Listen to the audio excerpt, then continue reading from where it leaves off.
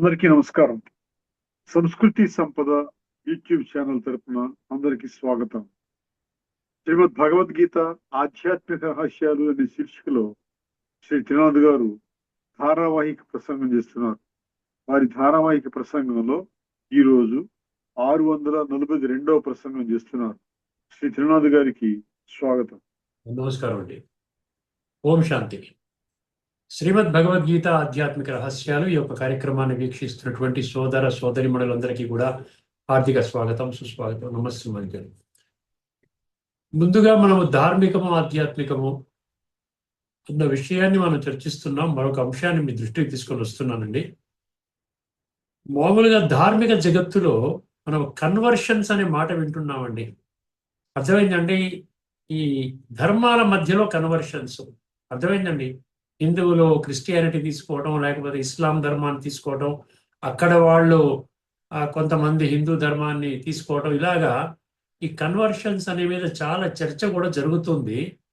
ఇది నిషేధించాలి, ఇది కరెక్ట్ కాదు, ఎవరి ధర్మం వాళ్ళు ఆచరించడం అనేది వాళ్ళ హక్కు, ఈ విధంగా చేయకూడదని కూడా చాలా చర్చలు జరుగుతున్నాయి, మనం చూస్తూ ఉన్నాం. దీనికి నెగిటివ్గానే ఎక్కువగా మన భావాలు ప్రకటిస్తూ ఉన్నారు మనుషులు. ఇది ధార్మిక జగత్తులో జరుగుతుంది. ఆధ్యాత్మిక జగత్తులో కూడా ఒక రకమైనటువంటి కన్వర్షన్ జరుగుతుంది. అర్థమైందండి? ఇది భగవంతుడు చేస్తున్నాడు. ఏమిటి కన్వర్షన్ చేస్తున్నాడు? దేహాభిమానంలో ఉన్న వాళ్ళని ఆత్మాభిమానిగా కన్వర్ట్ చేస్తున్నాడు. అర్థమైందండి? తమో ప్రధాన అంటే తామసిక ప్రధాన సంస్కారాలు పూర్తిగా నిండి ఉన్నాయి, ఆత్మలో నిక్షిప్తము కాబడినటువంటి సంస్కారాలని ఏం చేస్తున్నాడు? సతో ప్రధానంగా, సాత్విక ప్రధానంగా మారుస్తున్నాడు. ఇప్పుడు నరకములో జీవిస్తున్నటువంటి మనుషులందరినీ కూడా స్వర్గములోకి వెళ్ళే విధంగా తర్ఫీదిస్తూ ఉన్నాడు. అర్థమైందండి? ఇప్పుడు కర్మలలో కూడా శ్రేష్టత్వాన్ని చేయించే విధంగా తమో ప్రధాన కర్మల్ని తప్పించి ఏం చేస్తున్నాడు? సతో ప్రధాన కర్మలు చేయిస్తున్నాడు. అర్థమైందండి? అసత్యము అధర్మ మార్గము నుండి ధర్మ మార్గము సత్య మార్గములో తీసుకుని వెళుతున్నాడు. ఇదంతా కన్వర్షనే. ఒక్క మాటలో చెప్పాలంటే భగవంతుడు ఏం చెప్పాడు? వర్ణాల కింద మనకేం చెప్పాడు? దేహాభిమానంలో ఉన్నటువంటి వాళ్ళు, అంటే ఆత్మజ్ఞానము లేనటువంటి వాళ్ళు, నేను దేహమును అనేటువంటి విధంగానే జీవితాన్ని కొనసాగించేవాడు శూద్ర జాతికి చెందినటువంటి వాళ్ళు అని చెప్పాడు. శూద్ర వర్ణానికి చెందినటువంటి వాళ్ళు అని చెప్పాడు.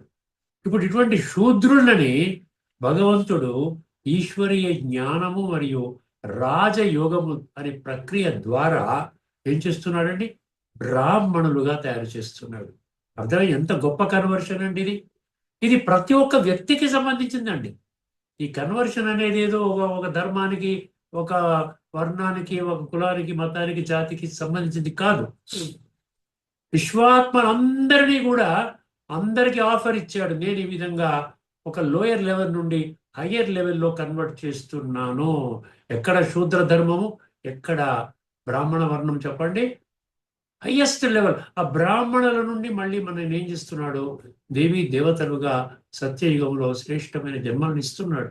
ఎంత అద్భుతమైన కన్వర్షన్ అండి. ఈ కన్వర్షన్ గురించి అర్థం కావాలి అంటే మనం ఖచ్చితంగా 100% 7వ అధ్యాయంలోని 3వ శ్లోకము, 7వ అధ్యాయంలోని 19వ శ్లోకంలో చెప్పినట్లుగా ఏ కొద్ది మంది కోసమే ఈ విధంగా సత్యంగా అర్థం చేసుకుని ఏం చేస్తారు? వాళ్ళు ఈ విధంగా జంప్ అయిపోతారనమాట. అర్థమైందండి? అర్థమైందండి? ఆ విధంగా వాళ్ళు ఏం చేస్తారు? శూద్రవర్ణం నుండి బ్రాహ్మణ వర్ణంగా వాళ్ళు పరివర్తన చెందుతారు. సత్యం ఆధారంగా వాళ్ళ జీవితాన్ని తయారు చేసుకుంటారు. అంధవిశ్వాసములో ఉన్నటువంటి వాళ్ళు జ్ఞాన నేత్రాన్ని తెరుచుకుంటారు. మూఢ విశ్వాసంలో ఉన్నటువంటి వాళ్ళు, గీతలో అమూఢ అసమ్మూఢ అంటాడు, ఆ మూఢత్వాన్ని విడిచిపెట్టి, అర్థమైందండి, ఆ బుద్ధి నేత్రాన్ని జాగృతి చేసుకుని స్వయాన్ని ఆత్మగా ఆ విధంగా అనుభవం చేసుకుంటూ పరమాత్మతో బుద్ధి యోగాన్ని సంధానించి ఆ విధంగా సంబంధాన్ని జోడించి ఏం చేస్తారండి? పరమాత్మలో ఉన్న గుణాలు శక్తుల్ని దొంగిలిస్తారు. పరమాత్మలో ఉన్న గుణాలు శక్తుల్ని దొంగిలించి వాళ్ళు పరమాత్మ సమానంగా అవ్వడానికి కృషి చేస్తారు. అర్థమైందండి? ఇదంతా కూడా మనకి ధార్మిక జగత్తులో ఏమీ అర్థం కాదు. ఏదో బాడీ వైజ్ కన్వర్ట్ చేస్తే దానివల్ల ఉపయోగం కూడా లేదు. ఎందుకంటే దేహాభిమానంలో ఉన్నటువంటి వాళ్ళు ఆత్మని శుద్ధి చేసుకునే ప్రక్రియ వాళ్ళకి తెలియదు. ఆత్మ మాత్రమే వెళుతుంది. శరీరం అనేది కొంతమంది కొన్ని ధర్మాల వాళ్ళు పాతి పెడతారు, కొన్ని ధర్మాల వాళ్ళు కాలుస్తారు, కొన్ని ధర్మాల వాళ్ళు లేకుండా ఉంటే ఇంకో విధంగా చేస్తారు. అర్థమైందండి? ఇక్కడ అది దానివల్ల ఎవరైనా కూడా ఈ శరీరం విడిచిపెట్టిన తర్వాత మళ్ళీ వాళ్ళు దేహాభిమానం ఉన్నటువంటి ఆ యుగంలోనే వస్తారు. దేహాభిమానం ఎక్కడి నుంచి ప్రారంభమవుతుంది? మళ్ళీ ద్వాపర యుగం నుంచి ప్రారంభం. అందులోనే మళ్ళీ జన్మ తీసుకుంటారు. దానివల్ల వాళ్ళకి ఉపయోగం లేదు. అర్థమైందండి? ఈ కన్వర్షన్స్ కాదు మనకు కావాల్సింది. ఈ హయ్యెస్ట్ లెవెల్ కన్వర్షన్ ఏదైతే భగవంతుడు వర్తమానంలో ఉన్న వాళ్ళకి ఉన్నటువంటి మనుషులకు ఒక అవకాశాన్ని, సువర్ణ అవకాశాన్ని ఇస్తున్నాడు. రండి రండి, ఈ విధంగా నేను చేసే కన్వర్షన్ లో భాగస్వాములు కండి, సర్వోన్నతమైనటువంటి స్థానాన్ని పొందాలి. ఇక్కడికి ఫుల్ స్టాప్ పెడదామండి. మరొక అంశాన్ని మీకు మరొక ఎపిసోడ్లో మళ్ళీ తీసుకొస్తాం, తదుపరి ఎపిసోడ్లో. ఇప్పుడు మన గీతలో గీత కాదు, మనం చెప్పుకున్న కఠోపనిషత్తు మనం పూర్తి చేసుకోవాలి. ఎందుకంటే ఎంత అద్భుతమైనటువంటి ఈ మంత్రాలు 2, కఠోపనిషత్తు 1, 3, అందులో 5, 6. అర్థమైందండి? అక్కడ ఏం చెప్పాడు? చెడ్డ గుర్రాలు ఇంద్రియాలు మన కంట్రోల్ లేకపోతే చెడ్డ గుర్రాలు పిచ్చిపిచ్చిగా నడుస్తాయి, మన గమ్యాన్ని అది తీసుకొని వెళ్ళవు, మనకి మంచి మార్గంలో తీసుకొని వెళ్ళదు. అదేవిధంగా అక్కడ దుష్టాశ్వ అన్నాడు, ఇక్కడ సదశ్వ అంటాడు. సదశ్వ అంటే ఏంటి? మన కంట్రోల్లో ఉంటుంది. మనసు అనేది పగ్గాలు పట్టుకొని, సారథి ఎవరు? బుద్ధి నేత్రం తెరుచుకున్నటువంటి వాడు సారథి. ఆత్మ జ్ఞానం ఉన్నటువంటి వాళ్ళు ఆ బుద్ధిని ఖచ్చితమైనటువంటి మార్గదర్శకం చేసే విధంగా శక్తిశాలిగా తయారు చేస్తారు.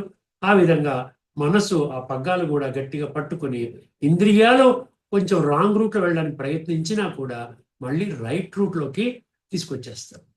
అంటే అక్కడ ఒక కన్వర్షన్ థియరీ అనమాట. ఇందాక చెప్పినట్టుగా వెళుతుంటాయి ఇంద్రియాలు, వెళుతుంటాయి రాంగ్ రూట్లోకి. కానీ దాన్ని మనం ఏం చేస్తామండి? మళ్ళీ మనం ఏం చేస్తాం? బుద్ధి నేత్రం షార్ప్గా చేసుకుంటూ పరమాత్మతో రాజయోగ ప్రక్రియ ద్వారా శక్తి తెచ్చుకుంటూ మళ్ళీ మనం ఏం చేస్తామంటే వెంటనే మళ్ళీ మనం మంచి రూట్లోకి వస్తాం అనమాట. మన లక్ష్యం, గమ్యం చాలా స్పష్టంగా ఉంటుంది. నేను ఆత్మ శుద్ధి చేసుకోవాలి. శరీర శుద్ధి కోసం భగవంతుడు చెప్పని అవసరం లేదు. ఆటోమేటిక్గా ప్రతి ఒక్కరూ ఈ స్నానం అనే ప్రక్రియ ద్వారా అదేవిధంగా శరీరానికి ఆహారం తీసుకుంటే శరీరానికి శక్తి లభిస్తుంది. అదేవిధంగా శరీరాన్ని కడుక్కుంటే అది శుభ్రత, స్వచ్ఛత, పవిత్రంగా తయారవుతుంది. ఇప్పుడు ఆత్మకి శక్తి, ఆత్మని శుభ్రత చేసే ప్రక్రియ కేవలం రాజయోగం. సో ఈ కన్వర్షన్ అన్నమాట మనం అర్థం చేసుకోవాలి. అందుకని ఇక్కడ 1, 3, 5 ఒక నెగిటివ్ కన్వర్టేషన్, 1, 3, 6 ఇది పాజిటివ్ కన్వర్టేషన్. ఒక అజ్ఞాని, ఒక జ్ఞాని. అర్థమైందండి? ఇప్పుడు దీన్ని ఈ విధంగా చేసే విధంగా మనం ఏం చేద్దామంటే మరి ఒక 3-4 శ్లోకాలతో ఈ గీత పూర్తవుతే మన ఉపనిషత్ మంత్రాలు కూడా కొన్ని మీ దృష్టికి తీసుకుని రావాల్సి ఉన్నాడు. చాలా అద్భుతమైనటువంటి సమర్థించేటువంటి మద్దతు ప్రకటించే మంత్రాలు ఏది? కఠోపనిషత్తు 1, 3, 5కి, 1, 3, 6కి. ఇప్పుడు మీ దృష్టికి ఇందాక ఏం చెప్పాను నేను? మనకి ఇప్పుడు ఉన్న పడంగా మనం టోటల్గా ప్యూరిఫై అయిపోలేమండి. భగవంతుడు దిగి వచ్చినా అర్థమైందండి, మనం వెంటనే కన్వర్ట్ అవ్వలేము. ఎందుకంటే ఎన్నో జన్మజన్మల సంస్కారాలు మనం పీడిస్తున్నాయి. దేహాభిమానం విడిచిపెట్టడం అంత సులభం కాదు. కానీ అభ్యాసం అన్నాడు గీతలో. అభ్యాస యోగయుక్తేనా అని అక్కడన్నాడు.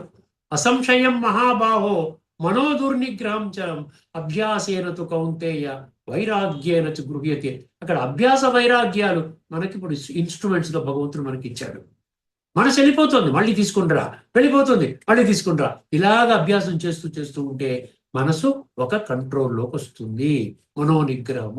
మనోనిగ్రహం అంటే పగ్గాలు గట్టిగా ఉంటాయి, బుద్ధి కూడా పదునుగా ఉంటుంది. ఇదంతా కూడా ఆత్మజ్యోతి వెలిగించుకున్నప్పుడే కదా. సో బుద్ధి కంట్రోలర్ స్టేట్కి వచ్చేస్తాడు. ఆటోమేటిక్గా ఇంద్రియాలు కంట్రోల్ అవుతాయి. ఇప్పుడు ఇదే విషయాన్ని చెప్పేటువంటి ఒక అద్భుతమైన శ్లోకాన్ని మీ దృష్టికి ఉంచుతున్నాండి. మీ దృష్టిలో 6వ అధ్యాయంలోని 26వ శ్లోకం. 6వ అధ్యాయంలోని 26వ శ్లోకం ఆత్మ సంయమ యోగము. జాగ్రత్తగా వినండి. ముందుగా యతో నిశ్చరతి మనశ్చంచలమస్థిరం. యతో నిశ్చరతి మనశ్చంచలమస్థిరం తతస్తతో నియమ్యై తదాత్మన్యేవ వశం నయేత్. మనసు పోతూ ఉంటుందండి, అటు ఇటు పోతుంటుందండి. అర్థమైందండి? ఎందుకంటే మనసు చంచలము, అస్థిరం అన్నాడు. యతో యతో నిశ్చరతి మనశ్చంచలమస్థిరం తతస్తతో నియమ్యై తదాత్మన్యేవ వశం నయే. మన వశములోకి మళ్ళీ తీసుకోవాలి. అది పోతుంది, మనకు తెలిసిపోతుందని ఏదో మళ్ళీ ప్రాపంచిక విషయాలు గుర్తొస్తాయి, ఏదో కాస్త ఇంద్రియ సుఖాల గురించి గుర్తొస్తాయి, ఏదో ఇంటి బాధ్యతలు గుర్తొస్తాయి, అవి గుర్తొస్తాయి. మనం అంటే ధ్యానము చేస్తున్నప్పుడు ఇంకేవి గుర్తు రాకుండా మెల్లిగా వెనక్కి తీసుకొని రావాలి అంటున్నాయి ఈ శ్లోకం. మహాత్మ సంయమ అంటే సెల్ఫ్ కంట్రోల్ అంటాడు, మెడిటేషన్ ఫర్ సెల్ఫ్ కంట్రోల్ అంటాడు ఇంగ్లీష్ పుస్తకాల్లో. ఆ రోజు అధ్యాయం పేరు పెడతాడు. ఒక్కసారి దీని మీనింగ్ అర్థం చేసుకుంటే, చంచలమైన మనస్సు ఉన్న పళంగా ఎక్కడెక్కడికో వెళ్ళిపోతుంది. చంచలమైన మనస్సు చంచలం అండి. మనస్సు జయించారా మీరు అద్భుతం అండి. మీరు పరమాత్మని మీ హృదయంలో కూర్చోబెట్టుకుంటారు. అంతా మనసుతో అంతా అదే ఉందన్నమాట. అందుకని గీతలో ఏం చెప్పాడు? గీతా సారమే 3 శబ్దాలు, మన్మనాభావని మనసు నాకు ఇచ్చేసింది. అంటే మయ్యర్పిత మనోబుద్ధి అంటాడు. అర్థం ఎన్నో శ్లోకాలు, 26 ఎన్నో శ్లోకాలు ఉన్నాయి. నీ మనస్సు ద్వారా నాతో కనెక్ట్ అవ్వాలని. ఇక్కడ ఏమంటున్నాడు? చంచలమైన మనస్సు ఉన్న పళంగా ఎక్కడెక్కడికో వెళ్ళిపోతుంది. సాధకుడైన యోగి చాలా జాగ్రత్తగా వినండి.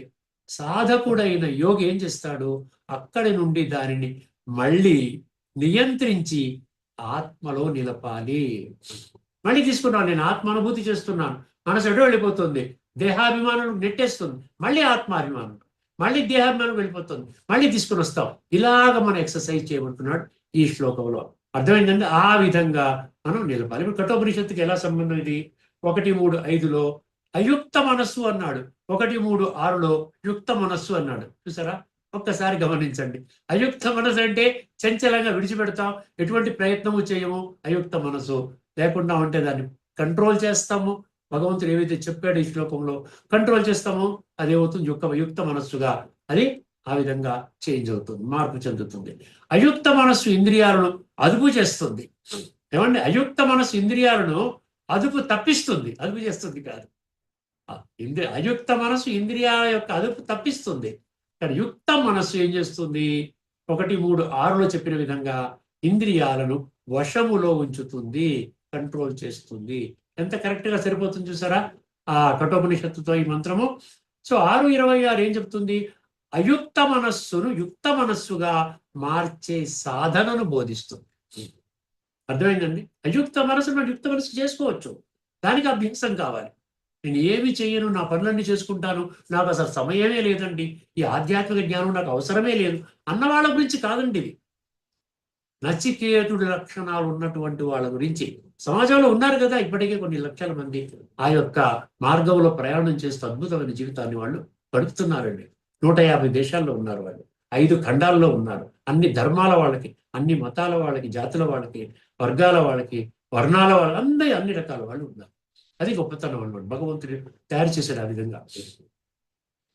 అదే అర్థమైందండి. ఇప్పుడు మీకు మరొక శ్లోకం, ఈ శ్లోకం క్లారిటీ వచ్చింది కదా. 5:23 5వ అధ్యాయము అదే కర్మ సన్యాస యోగం 23వ శ్లోకం చాలా బాగుంటుంది. అద్భుతమైనటువంటి ఈ ప్రకటన ఏమంటున్నాడు? ముందుగా శ్లోకాన్ని వినండి.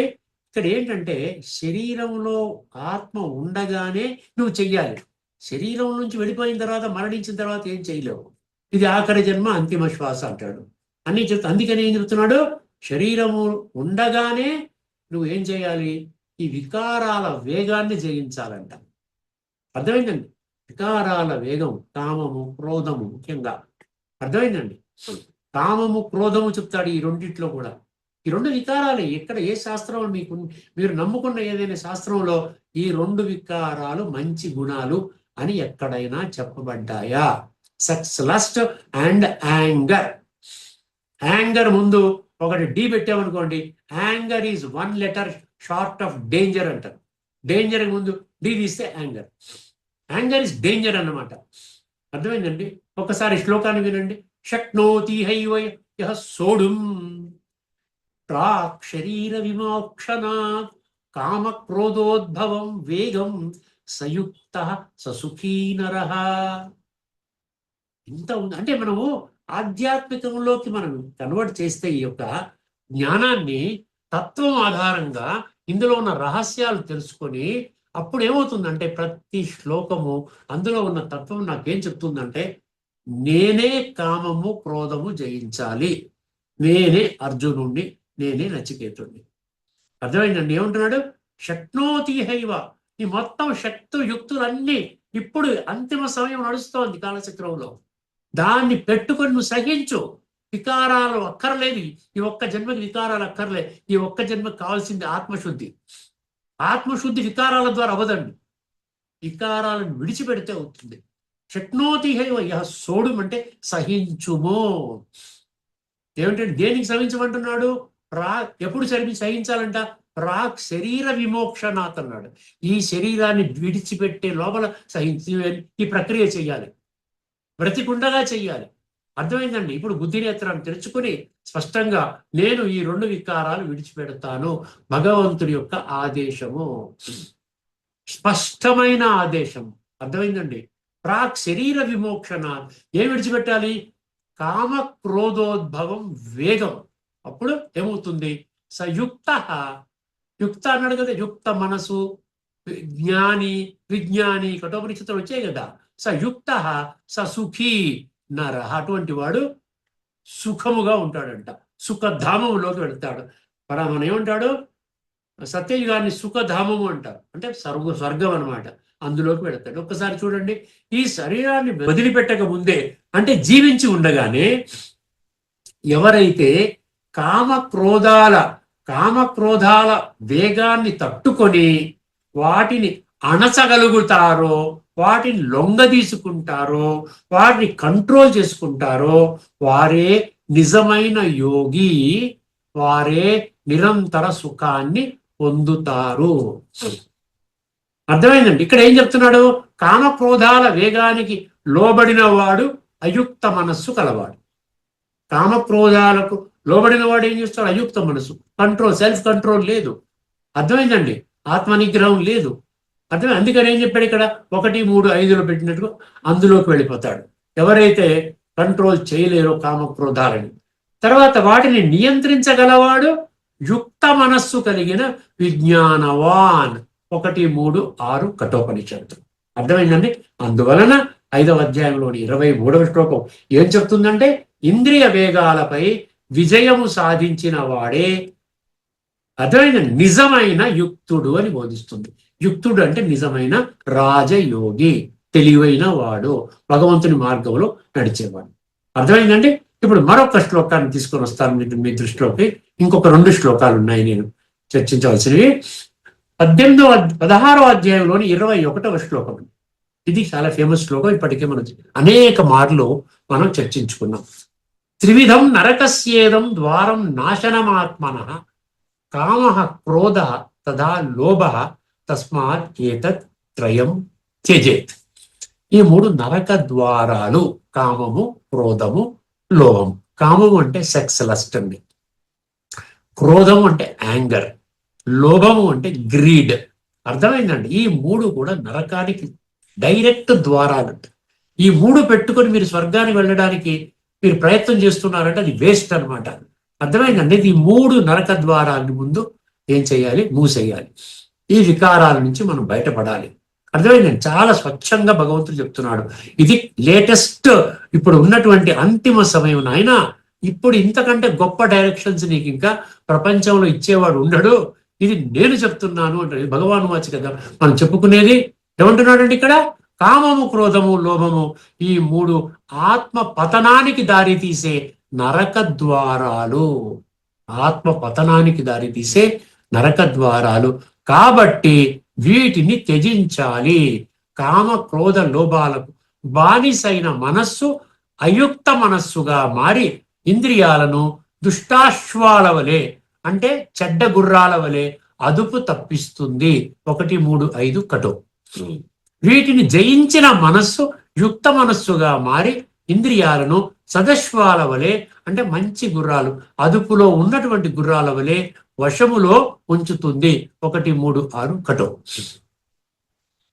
తర్వాత ఆఖరిగా మరొక శ్లోకాన్ని చెప్తున్నాను. మీకు చాలా ముఖ్యమైనటువంటి శ్లోకం. ఇలాగ నేను అనలైజ్ చేస్తూ ఉంటే ఇవన్నీ శ్లోకాలు మీకు ఎంత అద్భుతంగా మనకి చెప్తున్నాయి, కనెక్ట్ అవుతున్నాయంటే ఏమీ లేదండి. భగవద్గీత మొత్తం సారం అంతా మీరు దేహాభిమానం నుండి ఆత్మాభిమానిగా మారాలి. చెడ్డవాడి నుండి మంచివాడిగా మారాలి. అర్థమైందండి? బుద్ధినేత్రం తెరవనటువంటి అంధవిశ్వాసంలో నడిచే వాళ్ళ నుండి బుద్ధినేత్రం తెరుచుకొని సత్య మార్గం ధర్మ మార్గంలో నడిచే వాళ్ళగా మారాలి. అదే మొత్తం సర్వశాస్త్రాల సారం. ఇంకే శాస్త్రం, ఇంక వేరే విధానం లేదు, వేరే జ్ఞానం లేదు, వేరే డైరెక్షన్ లేదు. 2:64 సాంఖ్యయుగం. రాగద్వేష వియుక్త ఇస్తూ ఇక్కడ చాలా అద్భుతంగా చెప్తాడు. అంటే నీవు సన్యాసిగా మారక్కర్లే, కర్మ సన్యాసాన్ని చేయక్కర్లే, నీ జీవితంలో ఉండు. ఈ విధంగా నేను చెప్పినట్లు చేసినట్లయితే నువ్వు ఇంద్రియాలు నీకు కూడా ఎఫెక్ట్ ఇస్తాయి కదా, అయినా నీవు దాని యొక్క ప్రభావంలోకి నువ్వు రావంటున్నాడు. రాగద్వేష వియుక్త ఇస్తూ విషయాన్ ఇంద్రియ ఇశ్చరన్ ఆత్మవశ్యైర్ విధేయ ఆత్మ ప్రసాదం అధిగచ్చతి అన్నాడు. రాగద్వేష వియుక్త ఇస్తూ విషయాన్ ఇంద్రియ ఇశ్చరన్ ఆత్మవశ్యైర్ విధేయ ఆత్మ ప్రసాదం అధిగచ్చతి. ఇది గీతలో ఉన్నటువంటి శ్లోకం యథాతథంగా చెప్పారు. దీని అర్థం ఏమిటి? రాగద్వేషాలు లేనివాడు, ఇటువంటి లక్షణాలు ఉన్నవాడికి ఈ ఇంద్రియాలు వచ్చినా కూడా ఎఫెక్ట్ అవ్వదంట. ఎవరికంట? రాగద్వేషాలు లేనివాడు తన అధీనములో ఉన్న ఇంద్రియాల ద్వారా లౌకిక విషయాలలో సంచరించినప్పటికీ, మనం లౌకిక పనులు చేసుకుంటాం, కానీ నాకు ఈ రాగద్వేషాలను నేను కంట్రోల్ చేసుకున్నాను. అర్థమైంది? Attraction, repulsion. అర్థమైందండి? ఈ రెండింటిని కంట్రోల్ చేసుకున్నాను. అంత సమానంగా ఉందంటే ఆత్మిక స్థితిలో ఉన్నాను, ప్రతి ఒక్కరిని ఆత్మగా గుర్తిస్తున్నాను, ఆత్మలో ఉన్న దైవత్వాన్ని అనుభవం చేస్తున్నాను. ఇటువంటి వాళ్ళు రాగద్వేష వియుక్త ఇస్తూ విషయానింద్రియ ఇశ్చర, ఇంద్రియాలు విషయాలతో సంపర్కము జరిగినప్పటికీ అని అర్థం అనమాట. తన అధీనంలో ఉన్న ఇంద్రియాల ద్వారా లౌకిక విషయాలలో సంచరించినప్పటికీ మనోనిగ్రహం వలన, ఇప్పుడు మనోనిగ్రహం ఉంది కదా, మనోనిగ్రహం వలన పరమశాంతిని పొందుతాడు. సశాంతి అధిగచ్చతి. ఇదనమాట మీనింగ్. ఇంద్రియాలను నాశనం చేయడం కాదు ఇక్కడ ఇంద్రియాలను నాశనం చేయమని చెప్పడం లేదు, ఇంద్రియాలని వశపరుచుకోవడం ముఖ్యం. నాశనం చేయటం కాదు, ఇంద్రియాలను నాశనం చేయలేరు, ఎదురుగుండానే కనబడుతుంది. మీకు మనసు కంట్రోల్గా ఉన్నట్లయితే మీరేం చేస్తారు? చూడకుండా ఉంటారు. మంచిదైతే చూస్తారు, చెడుదైతే చూడకుండా ఉంటారు. ఎప్పుడు మీ మనసు పగ్గాలు మీ యొక్క సారథి రథ ఉపమానంతో చూసుకున్నట్లయితే అది అనమాట ఎఫెక్ట్. అందుకనే ఇక్కడ ఇంద్రియాలను నాశనం చేయడం కాదు, వశపరుచుకోవడం ముఖ్యము అని ఈ శ్లోకం మనకి స్పష్టం చేస్తుంది. మంచి సారథి చేతిలో ఉన్న మంచి గుర్రాల వలె జ్ఞాని చేతిలో ఇంద్రియాలు నియంత్రితంగా పనిచేస్తాయి. జ్ఞాని అంటే మీకేం చెప్పాను? ఆత్మజ్ఞాని, శాస్త్రజ్ఞాని కాదు, ఆత్మజ్ఞాని, ఆధ్యాత్మిక జ్ఞాని. అర్థమైందండి? సో ఆ విధంగా ఉన్నవాడు ఇంద్రియ పనులు అయిపోతూ ఉంటాయి. ఇక్కడ ఏమి నెగిటివ్ ఇన్ఫ్లుయెన్స్ పడవు. ఆ ఇంద్రియ విషయాలు శబ్ద స్పర్శ రూపరస గంధ ఏదైతే ఉందో ఆ నెగిటివ్ ఇన్ఫ్లుయెన్స్ పడదు, అన్ని చేసుకుంటూ వెళ్ళిపోతాడు. ఈ సోల్ అనేది, ఆత్మ అనేది అశుద్ధి అవుతూ ఉంటుంది, పరమాత్మతో కనెక్ట్ అయి ఉంటాడు. మిగతా అటువంటి వ్యక్తికి ఈ విధంగా ఇంద్రియ విషయాలు ఎదురుపడుతుంటే దాన్ని నెగిటివ్ గా ఇన్ఫ్లుయెన్స్ చెయ్యదు, ప్రభావితం చెయ్యదు అంటున్నాడు. ఏమన్నాడండి ఇక్కడ? మంచి సారథి చేతిలో మంచి గుర్రాల వలె జ్ఞాని చేతిలో ఇంద్రియాలు నియంత్రితంగా పనిచేస్తాయి. సారథి మాట వినే మంచి గుర్రాల వలె, సారథి మాట వింటుందన్నమాట ఆ ఇంద్రియాలు, ఆ మంచి గుర్రాల వలె. అంటే బ్రాకెట్తో సదశ్వా అన్నాడు. అంటే మంచి గుర్రాల వలె అదుపులో ఉన్న ఇంద్రియాలు మనిషి జీవితాన్ని పతనము కానివ్వకుండా ప్రశాంతత వైపు నడిపిస్తాయని ఇది మనకి నిరూపిస్తుంది. చూసారా ఇప్పుడు ఎన్ని శ్లోకాలు తెలుసుకున్నామో? గత 2-3 ఎపిసోడ్స్ నాకు తెలియదు, 3-4 ఎపిసోడ్స్ అవుతుందేమో. అర్థమైందండి? గీతలో అనేక శ్లోకాలు ఉన్నాయి, 205 శ్లోకాలు ఉన్నాయి. అర్థమైంది? విషయ వికారాలను విడిచిపెట్టండి, ఇది అంతిమ సమయము, కాలచక్రములో తదుపరి యుగం ఆరంభం అవ్వబోతున్నది, ఇది నేను స్థాపన చేస్తున్నాను, ధర్మ సంస్థాపనార్థాయ సంభవామి.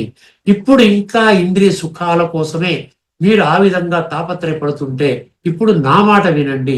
ఈ ఒక్క జన్మ, ఇప్పటి వరకు ద్వాపర యుగములో అనేక జన్మలు మిమ్మల్ని ఎక్కడా కూడా నేను ఇంటర్ఫియర్ అవ్వలేదు, నేను ఎటువంటి డైరెక్షన్స్ ఇవ్వలేదు. ఇప్పుడు తండ్రి, నన్ను మీరు తండ్రిగా త్వమేవ మాతా చ పితా త్వమేవ అంటూ నన్ను ప్రార్థన చేస్తూ ఉన్నారు. మీరు నన్ను ఆహ్వానించారు. యాని కానిచ పాపాని జన్మాంతర కృతానిచ, జన్మ జన్మలుగా మేము పాడైపోతున్నాం తండ్రి. మా జీవితాన్ని ఉద్ధరించు, మమ్మల్ని సన్మార్గంలో పెట్టు. ఈ దుష్ట గుర్రాల వలె, దుష్ట గుర్రాలతో మనం చాలా ఇబ్బంది పడిపోతున్నాం. మమ్మల్ని మంచి గుర్రాలు, ఆ ఇంద్రియాలని సన్మార్గంలో పెట్టే విధంగా బుద్ధి నేత్రాన్ని తెరిపించు, బుద్ధి బలాన్ని ప్రసాదించు. దానికి భగవంతుడు వచ్చి మనకి ఏం చెప్తున్నాడు? నీవు ఆత్మవి, ఈ శరీరము కాదు నాయనా, ఈ శరీరము నీది, నేను ఆత్మని, శరీరము నాది. ఇది ఆధ్యాత్మిక జ్ఞానమే, అద్భుతమైన జ్ఞానము. దీనికంటే గొప్ప జ్ఞానం ఇంకెక్కడ లేదు. అందుకనే 13వ అధ్యాయంలోని 11వ శ్లోకంలో ఏం చెప్తున్నాడండి? అధ్యాత్మ జ్ఞాన నిత్యత్వం తత్వ జ్ఞానార్థ దర్శనం ఏతత్ జ్ఞానమితి ప్రోక్తం అజ్ఞానం యదతో అన్యద. ఆ స్టేట్మెంట్ ఎక్కడ మర్చిపోకండి మీరు. 13వ అధ్యాయంలో 11వ నంబరు కానీ 12వ నంబర్లో ఉంటుంది. కొన్ని కొన్ని పుస్తకాల్లో 12, చాలా పుస్తకాల్లో 11. అర్థమైందండి? ఆధ్యాత్మిక జ్ఞానము తత్వజ్ఞానం ఆధారంగా తెలుసుకోవడం అంట. తత్వజ్ఞానార్థ దర్శనం. అర్థమైందండి?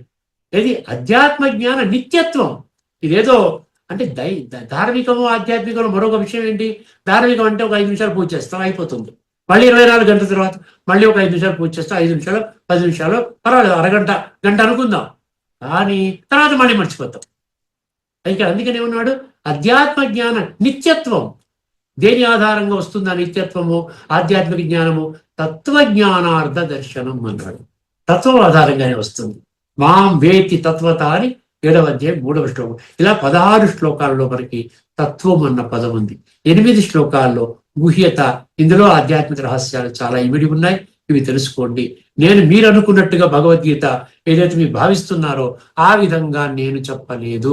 నేను చెప్పాననడానికి రుజువులు ఏముంది? మీరు ఆ విధంగా భావించడానికి రుజువులు ఏమన్నా ఉంటే చెప్పండి నాకు. నేను ఏ విధంగా చెప్తున్నానో దానికి రుజువులు పుష్కలంగా మీకు ఇస్తున్నాను అని భగవంతుడు అంటున్నాడు. అర్థమైందండి? ఏత జ్ఞానమితి ప్రోక్తం. ఇది ఒకటే జ్ఞానము, మిగతాదంతా అజ్ఞానము అంటాడు. మిగతా అంతా అజ్ఞానం అంటాడు. 13, 11 చదువుకోండి. తర్వాత ఇప్పుడు ఏం చేస్తామంటే గీతా మద్దతు శ్లోకాలు చాలా వరకు మనం చర్చించుకున్నాం. ఇప్పుడు తదుపరి ఎపిసోడ్లో కొన్ని ముఖ్యమైనటువంటి ఉపనిషత్ మంత్రాలు, ఏదైతే ఈ కఠోపనిషత్తు 1, 3, 5, 1, 3, 6 ఈ 2 మంత్రాలని సమర్థించే ఇతర అద్భుతమైనటువంటి కొన్ని మంత్రాలను, ఉపనిషత్ మంత్రాలను మీ దృష్టికి తీసుకుని రాబోతున్నాను. అర్థమైందండి? ఇక్కడితో ఈ చర్చను ముగిద్దామండి. అంతవరకు సెలవు. అందరికీ నమస్కారం. లోకా సమస్త సుఖినో భవంతు. ఓం శాంతి. శ్రీమద్ భగవద్గీత ఆధ్యాత్మిక రహస్యాలు అనే శీర్షికలో ధారావాహిక ప్రసంగం చేసిన శ్రీ త్రినాథ్ గారికి ధన్యవాదాలు. నమస్కారం అండి.